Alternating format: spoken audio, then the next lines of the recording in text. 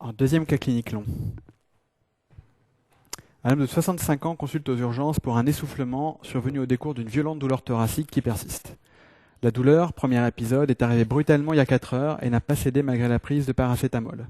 Actuellement, elle se complique d'une dyspnée depuis environ 30 minutes. Le patient n'a pas d'antécédents en dehors de troubles du sommeil importants rapportés par son épouse, avec des pauses respiratoires et des ronflements nocturnes. Il est tabagique, 45 pacanés, pèse 95 kg pour 1m75. Il est hypertendu, pour lequel il a un traitement par bêta-bloquant, l'athénolol, à la dose de 100 mg par jour.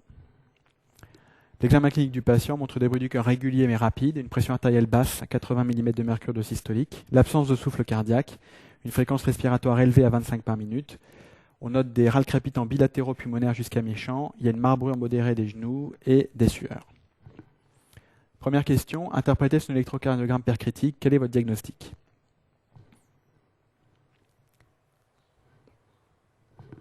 Deuxième question, interprétez sa radiographie pulmonaire, quel est votre diagnostic clinique ? Question suivante, quelle est votre prise en charge immédiate ? Question suivante, quel facteur de risque cardiovasculaire présente ce patient ? Question suivante, comment expliquer l'absence d'élévation de fréquence cardiaque malgré le tableau clinique ?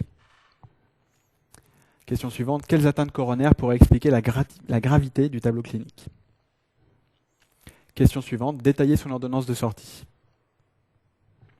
Dernière question, quel bilan demandez-vous concernant le problème respiratoire que présente probablement ce patient ? Première question, interprétation de l'électrocardiogramme. On commence toujours par le rythme. On P devant tous les QRS. Tous les QRS sont a priori précédés d'une onde P, comme on le voit sur le tracé long, donc un rythme sinusal. Le rythme est également régulier à 300, 150, 100, 75 ou 80 par minute. Donc tachycardie sinusale à 80 par minute. L'axe des QRS, très positif en D1, très positif en AVF, donc un axe normal. Ensuite les ondes P, normales, bien visibles en D2. Absence d'hypertrophie auriculaire. L'espace PR est normal, pas de BAV du premier degré. Ensuite on recherche des ondes Q. On note un rabotage des ondes R en V1, V2, V3 avec peut-être une micro-onde Q dans le territoire antéroceptal. Ensuite, la largeur des QRS, ininterprétable du fait de l'anomalie de la repolarisation. Cependant, on voit par exemple en V6 que les QRS sont fins, donc pas de bloc de branche. Dernière chose, la repolarisation, la première anomalie qui frappe, un sus-décalage du segment ST en V1, V2, V3, V4, V5, V6, également en D1 et un petit peu en AVL, avec un sous-décalage en miroir dans la dérivation inférieure D2, D3 et AVF. Donc, on a un rythme sinusal irrégulier aux alentours de 70 par minute, un axe normal, ondes P et PR normaux, des QRS normaux. Sus-décalage de segment ST systématisé, de V1 à V6 et en D1 à VL, ça correspond au territoire antérieur étendu, et il y a une image en miroir, un sous-décalage, également systématisé du segment ST en D2, D3 à VL dans le territoire inférieur. Donc deux manières d'interpréter l'électrocardiogramme, soit dire qu'il s'agit d'un syndrome coronaire aigu avec sous-décalage du segment ST en antérieur étendu, vu à H4 et inaugural, soit on dit carrément infarctus du myocarde antérieur étendu, toujours inaugural et toujours vu à H4. Sur cette diapositive, vous avez un rappel des territoires correspondant aux dérivations électrocardiogramme. Donc V1, V2 antérieur, V3 septal, V4 apical. Donc quand vous avez de V1 à V4, antéro-septo-apical. V5, V6 correspond au territoire latéral haut et D1 VL au latéral bas. L'association d'antéro-septo-apical plus latéral haut ou bas traduit un territoire antérieur étendu. Dérivation du territoire inférieur D2, D3 AVF. Postérieur, qu'il faudra toujours rechercher en cas d'infarctus inférieur, V7, V8, V9. Il faudra aussi également chercher une atteinte du ventricule droit associé en faisant les dérivations V3R, V4R. Question suivante, la radiographie pulmonaire. Donc cette radiographie pulmonaire, on commence toujours par la silhouette cardiaque, qui est un peu floue étant donné le syndrome alvéolo-interstitiel bilatéral, mais a priori une franche cardiomégalie avec un rapport cardio-thoracique supérieur à 0,5. La grosse anomalie qu'on voit tout de suite est la présence d'un syndrome alvéolo-interstitiel bilatéral et symétrique, illifuge, avec un bronchogramme aérien. On arrive encore à voir le trajet des bronches à travers. Donc chez un patient avec des râles crépitants faisant un infarctus du myocarde antérieur étendu, le diagnostic est celui d'œdème aigu pulmonaire et le diagnostic clinique est celui de choc cardiogénique étant donné l'hypotension artérielle et la présence de marbrure. Question suivante, quelle est la prise en charge immédiate de ce patient? Donc, il s'agit bien sûr d'une urgence thérapeutique. Le patient doit être hospitalisé le plus rapidement possible dans un milieu réanimatoire en soins intensifs de cardiologie. A priori, il va d'abord passer en salle de cathétérisme cardiaque, va être traité de son artère occluse avant d'être hospitalisé en soins intensifs. Mais pour que la réponse soit bien présentée et bien au propre, on commence par parler de l'hospitalisation. Les mesures de base pour tout malade en réanimation, repos strict au lit, monitoring de l'ECG, de la pression artérielle, de la fréquence cardiaque et de la SAT, ainsi que de la diurèse et de l'état de conscience chez ce patient en œdème pulmonaire et même en choc cardiogénique. Il faudra poser plusieurs voies d'abord périphériques et probablement une voie veineuse centrale, puisqu'on va proposer à ce patient un traitement inotrope positif étant donné l'état de choc. La perfusion de base doit être bien sûr sans sodium. Les pressions de remplissage sont déjà élevées, donc il ne faudra jamais rajouter de sel, ni dans l'alimentation, ni dans les voies d'abord. Le traitement de l'infarctus maintenant chez ce malade. Première chose, antiagrégant plaquettaire. Il faudra en donner 2, voire 3. Le premier qui est systématique, c'est l'aspirine. Donc le traitement est réalisé en général dès le diagnostic d'infarctus du myocarde aux urgences. Il faut faire un bolus de 500 mg en intraveineux direct d'aspirine et ensuite une dose quotidienne à vie de 250 mg par jour environ. Autre antiagrégant plaquettaire qu'il faudra débuter dès le diagnostic d'infarctus, le clopidogrel ou Plavix, une dose de charge de 4 à 8 comprimés en fonction du poids du patient. Ensuite, le traitement antiagrégant, on parle du traitement anticoagulant. Chez ce patient, infarctus du myocarde étendu avec choc cardiogénique, les HBPM n'ont pas leur place, elles n'ont pas encore la MM. Il faudra donc utiliser une héparine non fractionnée. On commence par un bolus de 5000 unités, puis une dose efficace, c'est le mot-clé, soit pour une héparinémie entre 0,3 et 0,6 unités par millilitre, soit pour un TCA entre 2 et 3 fois le témoin. Les antalgiques, très important chez ce patient, on a le diagnostic d'infarctus du myocarde, donc il est inutile de le laisser souffrir, de le laisser avoir sa douleur thoracique, il faut utiliser les antalgiques, en particulier des morphiniques, et ensuite traiter son infarctus par des occlusions de l'artère. Il est sous athénolol 100 mg pour son hypertension, un traitement qui est très inotrope positif et bradycardisant, donc il faudra absolument l'arrêter chez ce patient qui est en choc cardiogénique. Dans le même ordre d'idée, tous les médicaments hypotenseurs, les dérivés nitrés, les inhibiteurs de l'enzyme de conversion ou autres, sont contre-indiqués au moins à la phase aiguë. Il faudra discuter de leur réintroduction à distance de l'état de choc. Autre élément de la réponse qu'on aurait pu donner dès le début avec les antiagrégants, un nouvel antiagrégant plaquettaire qu'on utilise de plus en plus en traitement des infarctus en phase aiguë, anti-GP2B3A, celui qui a l'AMM dans l'infarctus du myocarde, dans le SCA avec sus-décalage du ST, c'est de l'abciximab ou Réopro. La dose est adaptée au poids, il s'agit d'un bolus puis d'une perfusion à la seringue électrique sur 12 heures. Si on choisit de rajouter du Réopro au traitement du patient, il faudra penser à diminuer la dose d'héparine non fractionnée à demi-dose. Le reste du traitement, le patient est en choc cardiogénique. Donc, il faut lui donner une oxygénothérapie pour traiter sa défaillance ventilatoire. En première intention, la ventilation non invasive. En cas d'échec ou en cas d'intolérance ou trouble de la conscience, intubation pour ventilation mécanique. Et si le patient ne supporte pas la ventilation non invasive, mais qu'il est bien conscient, on pourra donner une oxygénothérapie au masque ou à la lunette. Deuxième partie du traitement de l'insuffisance cardiaque aiguë, les diurétiques. Même si la pression artérielle est très très basse, il ne faut surtout pas remplir ce patient pour traiter son hypotension. Au contraire, il faut donner des diurétiques et donner des inotropes positifs, comme la dobutamine ou l'adrénaline par exemple, qui vont permettre d'augmenter la pression vasculaire périphérique, d'augmenter le débit cardiaque, de favoriser le travail cardiaque, et les diurétiques vont soulager la surcharge hydrosodée du patient et vont diminuer les obstacles à l'éjection du ventricule gauche et favoriser donc le travail cardiaque. Donc même si la pression artérielle est basse, même si c'est un état de choc, il faut donner des diurétiques aux patients et ne surtout pas les remplir. Maintenant, on va s'occuper de l'artère occluse qui est responsable de l'infarctus du myocarde. Deux possibilités. La première, celle qu'on utilise le plus souvent, coronarographie le plus rapidement possible, visualisation de l'artère occluse, dilatation ou angioplastie de cette artère occluse avec mise en place d'une endoprothèse intra-artérielle coronaire, un stent. De plus en plus, on pose des stents actifs en cas d'angioplastie programmée ou de syndrome coronaire aigu sans sus-décalage du segment ST. Ils diminuent le taux de resténose, mais ils augmentent un peu le taux de thrombose à 1 mois. Dans le cadre de l'infarctus du myocarde, du syndrome coronaire aigu avec sus-décalage, les stents actifs n'ont pas encore leur place. Donc ce sera un stent nu qu'on appelle également stent standard ou simplement non actif.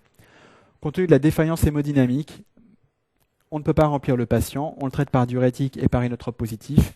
On peut aussi discuter la mise en place d'un ballon de contre-pulsion intra-aortique. Ça se fait par voie fémorale, en même temps que la coronarographie. Un gros ballon qui est gonflé à l'hélium se trouve dans l'aorte abdominale ou dans l'aorte thoracique descendante et va se gonfler à chaque diastole ou une diastole sur deux pour permettre d'augmenter le retour du sang artériel vers le cœur, vers les coronaires, mais par contre va diminuer la perfusion des membres inférieurs.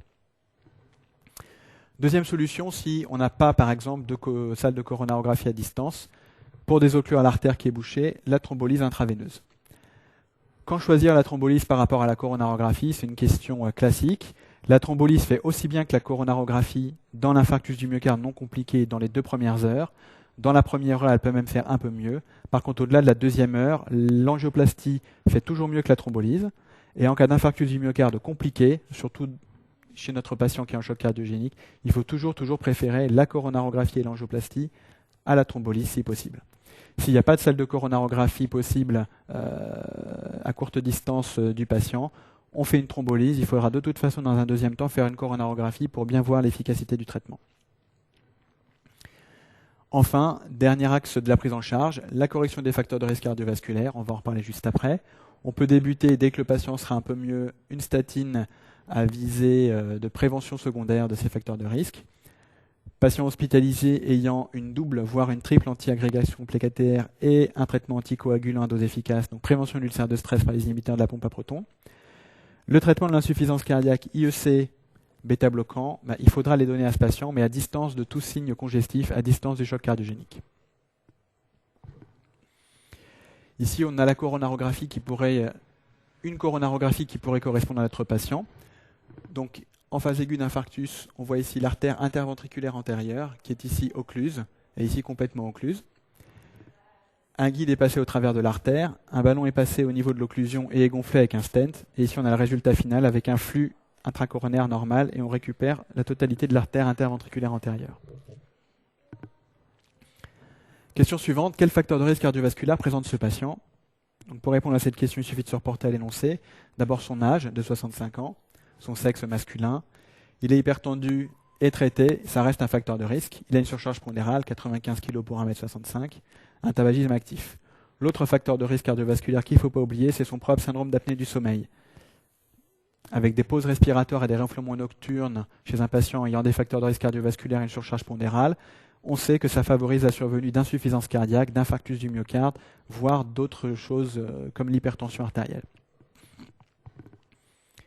Question suivante, pourquoi la fréquence cardiaque est-elle presque normale malgré le tableau clinique? En effet, chez ce patient en choc cardiogénique, on s'attendrait à une grande tachycardie sinusale, mais étant donné qu'il est traité par des grosses doses de bêta-bloquants, le cœur ne peut pas s'adapter à l'insuffisance cardiaque, il est donc anormalement lent alors qu'il devrait être plus rapide. On devrait avoir une réponse hyperadrénergique pour augmenter un petit peu le travail cardiaque. Les bêta-bloquants inhibent la tachycardie de repos, mais également la tachycardie d'effort ou la tachycardie réactionnelle dans l'insuffisance cardiaque.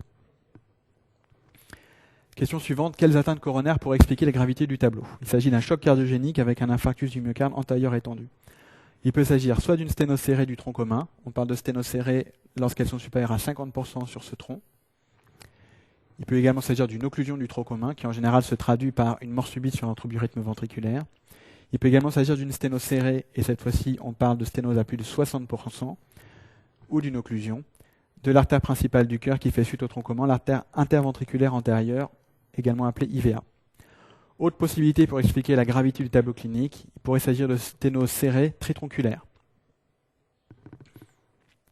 Question suivante, détailler l'ordonnance de sortie de ce patient au décours de son infarctus. Donc là, il s'agit d'une question très importante. La première partie de la réponse, bien signaler qu'il s'agit d'une prise en charge à 100% et que c'est le médecin traitant désigné par le patient qui doit s'occuper de la demande de 100%. C'est une affection qui est remboursée, une affection à longue durée. Première partie du traitement, les antiagrégants plaquettaires. Traitement à vie avec un traitement de fond qui peut aller pour l'aspirine de 75 à 250 mg. On peut choisir soit de l'aspégique, soit du cardégique. Deuxième antiagrégant plaquettaire, le clopidogrel, le Plavix. En cas de stent nu, il faut une association aspégique-Plavix à la dose de 75 mg par jour pendant environ 1 mois. En cas de stent actif, qui normalement n'ont pas leur place dans ce tableau, l'association des deux devrait être pour la plus longue durée possible. Deuxième partie, le traitement anti-ischémique. Les bêta-bloquants, il faudra essayer de les réintroduire puisque ce sont quand même les meilleurs traitements bradycardisants, ceux qui sont les meilleurs dans la prévention des tromburirythmes ventriculaires dans les cardiopathies ischémiques. Donc évidemment, chez ce patient qui fait un gros infarctus compliqué d'insuffisance cardiaque et de choc, il faudra donner un bêta-bloquant le plus cardiosélectif possible, l'introduire à distance de tout signe congestif, en l'absence de troubles conductifs intracardiaques, à très faible dose qu'il faudra augmenter de manière très progressive. En cas d'impossibilité des bêta-bloquants pour une contre-indication à type de bronchospasme par exemple, on pourrait donner un inhibiteur calcique bradycardisant par exemple. Et si on ne peut pas donner de traitement bradycardisant parce que la fréquence cardiaque spontanée du patient est basse, on peut donner un inhibiteur calcique non bradycardisant, le seul ayant l'AMM est l'amlodipine, l'Amlor. Ensuite, les antiangineux, ce sont les dérivés nitrés. En cas de crise, soit en spray, soit en comprimé, du natispray, bien signaler au patient qu'il doit s'asseoir, ouvrir la bouche, élever la langue et faire 1 à 2 bouffées de dérivés nitrés d'action rapide sous la langue. En cas de récidive douloureuse, si la douleur ne passe pas, bien lui dire d'appeler le SAMU ou les pompiers. Autre antiangineux qu'on peut donner en traitement de fond, les dérivés nitrés, soit en comprimé, soit en patch, en cas d'ango résiduel malgré la revascularisation. Autre partie du traitement, les inhibiteurs de l'enzyme de conversion. Ils diminuent d'environ 30% le taux de récidive d'infarctus et ils diminuent également la mortalité au décours d'un infarctus du myocarde. Ils vont empêcher au cœur de se dilater, de prendre une forme anormale et donc prévenir l'apparition d'insuffisance cardiaque. De nombreux IEC ont l'AMM dans le post-infarctus. On peut par exemple utiliser le Triatec ou d'autres. Il faut toujours les prescrire à la dose maximale qui est tolérée par le patient. Seulement en cas d'intolérance aux IEC, on peut utiliser les antagonistes des récepteurs de l'angiotensine 2, le seul ayant l'AMM et le valsartan. Donc jamais en première intention, seulement en cas d'intolérance aux IEC. La suite du traitement, autre traitement obligatoire, la prescription d'une statine, même en l'absence de dyslipidémie en prévention secondaire. Il faut essayer de faire baisser le LDL cholestérol le plus bas possible, au moins inférieur à 1 g par décilitre. Dans les prochaines recommandations, ce sera même 0,8 g par décilitre. Plusieurs statines ont l'AMM dans cette indication. Dernier traitement qui peut se discuter, la prescription d'oméga 3 d'huile de poisson qui diminuerait chez certains patients le taux de tromburite ventriculaire au décours d'un infarctus. J'ai remis ici une diapositive pour parler de tous les médicaments qui ont l'AMM dans le post-infarctus et qu'il faudra donc prescrire a priori chez notre patient.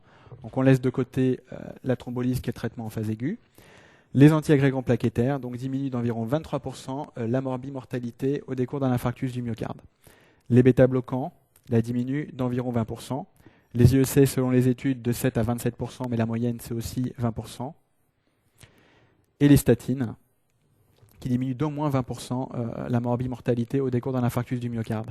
Donc il y a un moyen mémotechnique 5 pour se rappeler de tous ces médicaments. B pour bêta-bloquant, A pour anti-agrégant, S pour statine, I comme IEC et C comme correction de tous les facteurs de risque cardiovasculaire, donc basique. On peut se rappeler facilement de tous les médicaments prescrits dans le post-infarctus grâce à ce moyen. Dernière question, quel bilan demandez-vous concernant le problème respiratoire du patient? Donc, il présente manifestement un syndrome d'apnée du sommeil. Donc, c'est l'association de troubles du sommeil avec des facteurs de risque cardiovasculaire et qui sont également des facteurs de risque de développer un SAS. Chez ce patient, la surcharge pondérale, l'hypertension, le tabagisme actif, l'âge et le fait qu'il ait une cardiopathie ischémique. Sachant que le syndrome d'apnée du sommeil est lui-même un risque de développer une cardiopathie ischémique. Il faut savoir que ça atteint 5 à 10% de la population, que c'est encore très méconnu et qu'on n'en fait pas assez souvent le diagnostic. Pour faire le diagnostic, il faut rechercher une hypoxie, une hypercapnie et une acidose respiratoire sur des gaz du sang qu'il faudra faire en air ambiant. Il faudra faire des épreuves fonctionnelles respiratoires à la recherche d'un syndrome obstructif ou restrictif. Et surtout, l'examen le plus important, c'est l'enregistrement du sommeil, l'enregistrement polygraphique nocturne, on appelle ça aussi une polysomnographie. Donc rechercher, grâce à un capteur de saturation et un capteur du sommeil, des apnées, donc des pauses respiratoires longues pendant le sommeil, des hypopnées, des diminutions trop importantes de la fréquence respiratoire et des désaturations. On parle de syndrome d'apnée du sommeil s'il y a plus de 15 apnées ou hypopnées par heure chez des patients. En cas de syndrome d'apnée du sommeil avéré, il faudra le traiter, donc rechercher une cause curable, corriger tous les facteurs de risque de syndrome d'apnée du sommeil et éventuellement proposer une oxygénothérapie nocturne avec une pression expiratoire positive ou CPAP.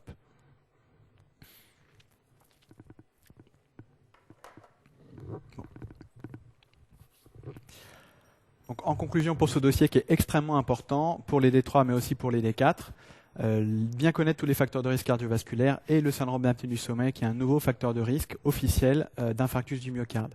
La présence de syndrome d'apnée du sommeil nécessite un bilan, un traitement et ce traitement sert à prévenir également les récidives d'infarctus.